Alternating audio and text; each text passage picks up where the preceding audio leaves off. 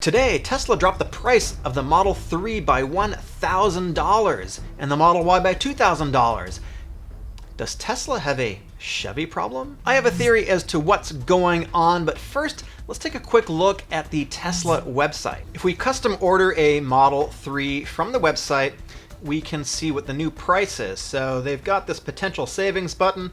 I never like that. It's very misleading. The potential savings are going to vary from state to state. Let's just click on purchase price. And indeed, it looks like the purchase price is now $37,000, down $1,000 from what it was before. Quick look at the Model Y. Got it up here, so let's click on regular purchase price. And indeed, we get standard range of about $40,000. So that's $2,000 less than it was just yesterday. The price of the long range is about the same. It's unchanged at $50,000, but the performance version went up by $1,000. Same thing with the Model 3. The long range is $47,000. That's unchanged, but the performance version went up to $56,000. That's $1,000 higher. So at the bottom end, you've got about $1,000 off. The high end, it's going up by $1,000. So they've essentially widened the entire price range. But why is this? Well, Chevy released some information on the new Bolt. In fact, there's two of them. There's the Chevy Bolt EV and the Chevy Bolt EUV, which basically is a crossover. It's a funny name for it. And the EUV is a brand new vehicle. It doesn't share the same body panels as the Chevy Bolt, and it is a little bit longer. So it's more of a, like I say, a crossover, sort of mini station wagon, mini SUV style format. So the new Bolt is actually significantly cheaper than the outgoing model. It's now $32,000 for the Bolt EV, which is the smaller model, and that is a $5,500 drop in price from the 2021 model. The Bolt EUV, which is the slightly bigger one, that is now $34,000. They have freshened up the exterior styling a little bit, but some of the main differences now are in the cabin, where they've actually improved the materials. They've really brought it to be a much more modern sort of looking CUV crossover type thing. I think there's a big difference in the cabin. Materials are nicer. You've got a 10.2 infotainment screen. You've got Apple CarPlay. You've got Android Auto. You've got over-the-air software updates. And you've got an 8-inch digital display cluster for right in front of the driver as well. And it just takes up a little bit less space than it did before, all this instrumentation. So you've got what feels to be slightly bigger cabin. I don't know that it actually is, but the whole thing is a little bit more sporty. It's just a little bit more upscale than it was before. And what Chevy is also offering is a free level 2 charger installation. This is over at InsideEVs.com. And Chevy is essentially going to pay for a level 2 charger installation. It's not going to last forever, but it is going to last into the summer. So the partner installation company is called Q-Merit. And just quoting from Inside EVs here, Q-Merit will install a NEMA 14 to 50 outlet on a dedicated 50 amp circuit and supply all of the materials, including a new 50 amp circuit breaker. Now, they're talking about paying just for standard installation. Obviously, if you have something different at your house, if you've got to run wires from an odd location, you got to run it through your attic or through walls or whatever it is, potentially the cost could be a little bit different. But it's pretty significant that Chevy is offering to install a level 2 charger at your house for free, included with the vehicle. So the 2022 Bolt comes standard with a level 1, level 2 charger. It can deliver up to 32 amps, 7.2 kilowatts of charging. Now the Bolt can accept up to 11 kilowatts from a 240 volt source. That's going to charge a little bit quicker. I think most people are going to be able to probably get a decent amount of charging. I think most people are going to get a pretty reasonable amount of charging overnight at 7.2 kilowatts, and that's what you're going to get with this free installation. In terms of range, it has a 65 kilowatt hour battery. This is from the Chevy press room, by the way.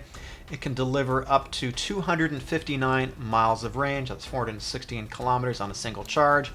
And with the Bolt EUV, which is the bigger one, the estimate is 250 miles or 402 kilometers. Let's take a quick comparison with the Tesla. So this is the Model 3, so the standard range plus is 263 miles, which basically is better than the best Bolt, and the long range 353 miles and the performance 315. So you definitely are getting a longer range out of the Tesla Model 3 and the Model Y. No question about that. Tesla is essentially the long-range champion. They're pretty much undisputed at this point in terms of range and also charging infrastructure. So I think it's absolutely no surprise why Tesla dominates the EV market right now. Really, a lot of it has to do with the charging infrastructure, which just isn't that great for traditional or other EVs right now in the marketplace. Tesla obviously has the dedicated supercharger network. You can charge along pretty much any major freeway, along most major roadways in the US. You're never that far from a charger. With the other charging networks that are being developed right now, sometimes you've got to go to Walmart, sometimes you've got to go significantly off the freeway. It's a big deal, and the chargers are inconsistent, and there's just not that many of them, and often you show up at a charger and it's broken. That is a big reason why Chevy is offering to install chargers. So just for quick reference of charging speed, with a 240 volt system at your house, you should be able to get a full charge in approximately 7 hours is what Chevy is saying. And if you're out on the road and you can find a DC fast charger, you'll be able to get up to 100 miles in 30 minutes is what they're saying. In the EUV, up to 95 miles in 30 minutes. And just FYI, if you're interested in what kind of propulsion source the Bolt has, they've got a 200 horsepower engine, 266 pound-feet of torque. As for the difference in size with the Bolt EV versus the EUV, in the back seat it's bigger. Legroom in the Bolt EV is 36 inches in the rear, and in the Bolt EUV it's 39.1 inches in the rear. So you're getting 3 more inches of legroom, which is significant, I think. And finally, for the first time, Chevy is bringing Super Cruise to the Bolt. So they're bringing it down from Cadillacs, which are obviously much more expensive products. They're bringing it down to the Bolt. It is a hands-free system. I don't really know how it compares with Tesla's autopilot. Obviously, there's some significant differences between it, but it is going to be available, and it's going to be available only in the EUV. The Bolt EV and the EUV are going to be available this summer. You can actually reserve one right now. And if you want to get the launch edition, which has Super Cruise and is completely loaded, it's going to be at $43,500. If you're enjoying today's video, please slap a like on it. Also, if you're brand new, subscribe. Let's get to 75,000. I'm producing content 3 to 4 days a week for automotive enthusiasts like us. Now, over at Automotive News, they're reporting that Tesla has cut the price of the Model 3 by 24% in Japan. Now, that's pretty significant. Let's see why that is. They're saying Tesla slashed prices for its Model 3 in Japan as part of a wider effort to build its presence and spur demand in a market that has seemed largely impenetrable for the vehicle maker. So the base price of the standard model was cut to 4.29 million yen, that's about $40,000, from 5.1 million yen. And the long range saw an even steeper price cut from 1.65 million yen to 4.99 million yen. Why is that? Because Tesla has only sold 2,000 units in the country. That is a pretty low number compared to what they're selling here. And let's see just how much competition the Bolt really is for the Model Y. Here are the sales numbers for the Bolt. This is from GM Authority, and you can see in 2019 they sold about 16,400. In 2020 they sold about 20,100. And all the way back in 2017, when it was really the first year it was broadly available, about 23,000. So the sales of the Bolt have actually been pretty decent for General Motors. I think they are calling this a success.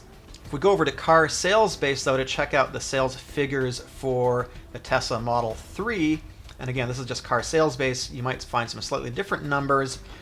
It looks like in 2020 they sold about 167,500 of these. So it is significantly more. Tesla is selling way more Tesla Model 3s than Bolt has sold in the entire existence of its run. But to be fair, the Bolt is really positioned as a much more affordable product and a much more entry-level product than the Model 3 and the Model Y. Tesla is definitely more of a premium brand right now. I think that's the perception that they've been going for, and they're obviously trying to sell into the market with a higher priced product and a higher margin product so that they can continue to build the company. They've also got a huge head start on pretty much everybody else. They've been producing electric vehicles since 2009. And really, aside from the vehicles themselves, Tesla is way ahead of everybody else because they have the charging infrastructure. The supercharger network is essentially untouchable right now. They have really a 10-year lead on everybody else in terms of the charging infrastructure, and actually to some degree the vehicles too. Now, General Motors and EVgo have partnered up, and I guess they are trying to add more fast chargers nationwide.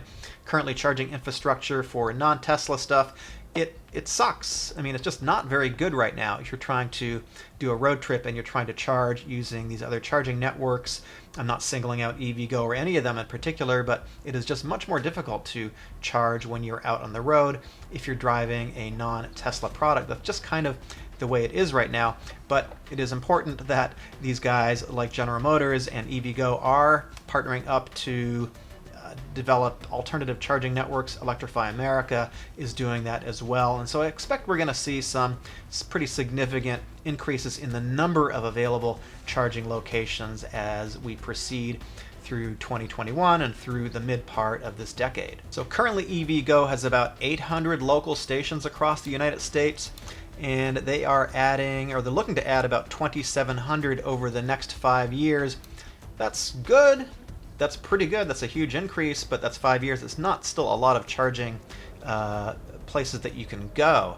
So really, I think the solution, even if you have a Tesla, is to be able to charge at your home or at your office. That's the biggest impediment to adoption right now of EV technology. So how scared of General Motors is Tesla really? Well, the timing is very interesting. I don't think it's coincidental that Chevy announced the Bolt EV and the EUV just a couple of days ago, and then here we have this price cut of $1,000, $2,000 on the Model 3 and the Model Y respectively.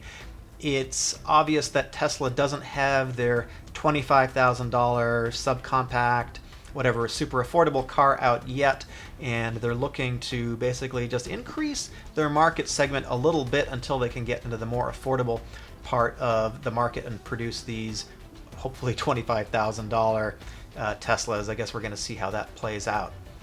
Please subscribe if you're new to the channel, slap a like on this video if you already haven't done it, and I will see you in the next video.